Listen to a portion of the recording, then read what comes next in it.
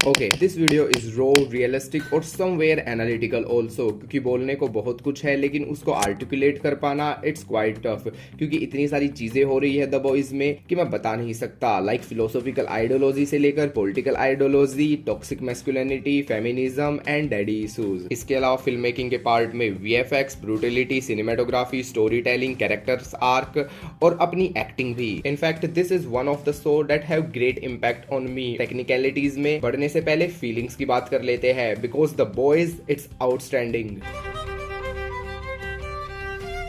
So when I see first episode of The Boys, I am not into a filmmaking, but I see behind the scene और podcast। और मैंने पहला season देखा और उसने मेरे माइंड को सच में ब्लास्ट कर दिया।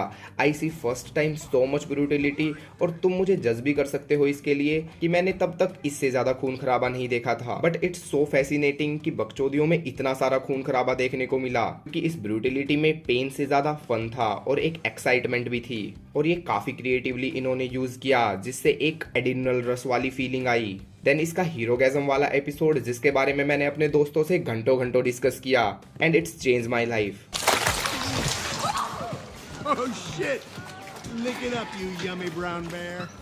I am kidding, just chill, but of course इससे मैंने फिल्म मेकिंग से रिलेटेड काफी इंस्पिरेशन ली। तो इसमें सेलिब्रिटी के ऊपर सरकाज़म करते हुए काफ़ी रियलिटी को दिखाया गया है। And you notice one thing, जब सीरीज चल रही होती है उसमें ग्लूमी और डार्क कलर पैलेट यूज किया गया है, but in shooting of movie where the super hero act काफ़ी कलरफुल दिखाया गया है।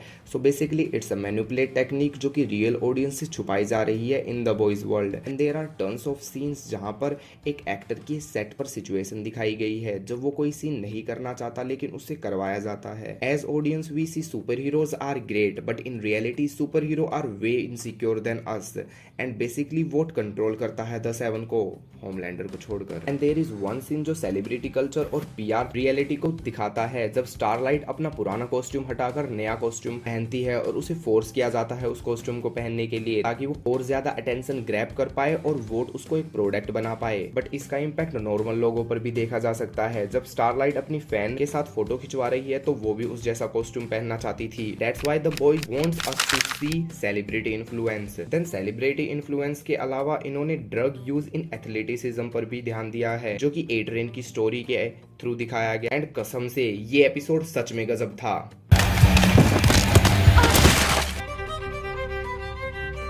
पूरे शो में होमलैंडर किसी से नहीं डरता, वो सबको मार सकता है।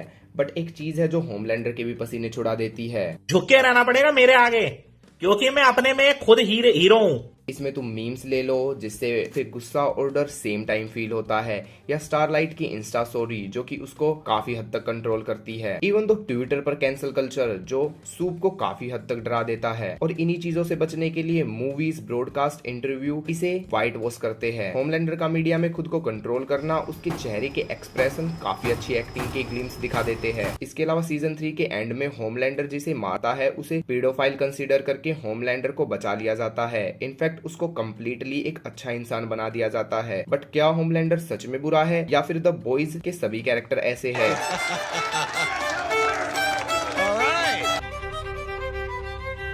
तो द बॉयज में सबकी अपनी अपनी सफरिंग और अपनी अपनी सिचुएशन है। सबकी प्रॉब्लम को काफी अच्छी तरह से फोकस किया गया है। पूरी स्टोरी में कोई भी कैरेक्टर किसी भी टाइम पर सरप्राइज पैकेज बनकर आ सकता है। जैसे ब्लैक नोवार को सीजन 1 और 2 में इतनी टाइमलाइट नहीं मिली थी, बट सीजन 3 में वो काफी इंपॉर्टेंट कैरेक्टर साबित हुआ। मैंने सीरीज को ऑब्जर्व किया है, कैरेक्टर तो सभी कमीने हैं। यूही स्टार्टिंग में थोड़ा ठीक था, बट अब भी संगत का असर हो रहा है। बिली बूचर की कमीनाबंदी सबसे अलग है, वो सच में किसी को नहीं छोड़ता। साथ में उसका पास्ट ट्रॉमा और कंपाउंड भी लेने के बाद उसके कुछ ही दिन बचे हुए हैं। अब वो सीरीज में आगे क्या करेगा ये देखने वाली बात होगी। बट इन शॉर्ट कैरेक्टर का बुरा होना और उसके डर की बात हो तो होमलैंडर से ऊपर कोई नहीं। Homelander is terrific villain, he is so unpredictable कि वो कब क्या करे किसी को नहीं पता। बिली बूचर फिर भी समझदार है, वो प्लानिंग करके चलता है और समझदारी से डिसीजन लेता है। उसका खुद के ऊपर एक कंट्रोल रहता है जो कि उसे हार्म नहीं होने देता, और वो काफी हद तक सच बोलता है। मतलब जब रियान ने अपनी माँ और होमलैंडर की जीएफ को मारा था तो वो नॉन रिएक्टिव रहा, लेकिन उसके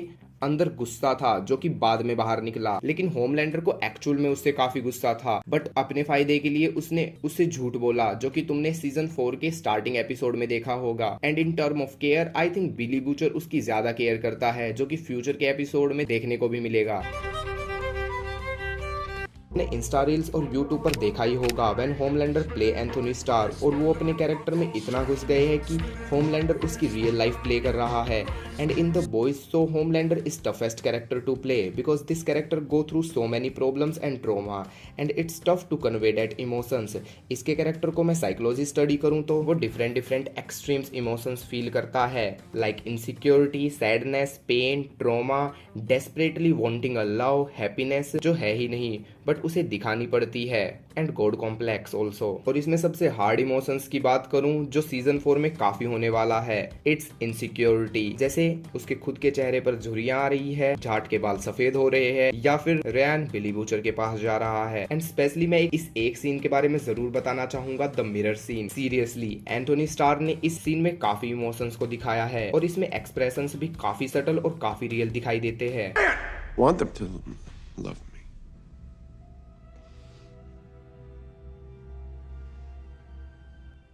I don't know. खैर इमोशंस के अलावा द बॉयज खून खराबा और कॉमेडी के लिए काफी फेमस है। लोग भी इसे इसी वजह से देखना पसंद करते हैं। इनफैक्ट यही इनका सेलिंग पॉइंट है। खून खराबे में वीएफएक्स का भी काफी गजब का यूज किया गया है। And I also want to make the boys VFX video, तो देखना चाहते हो तो कमेंट जरूर कर देना।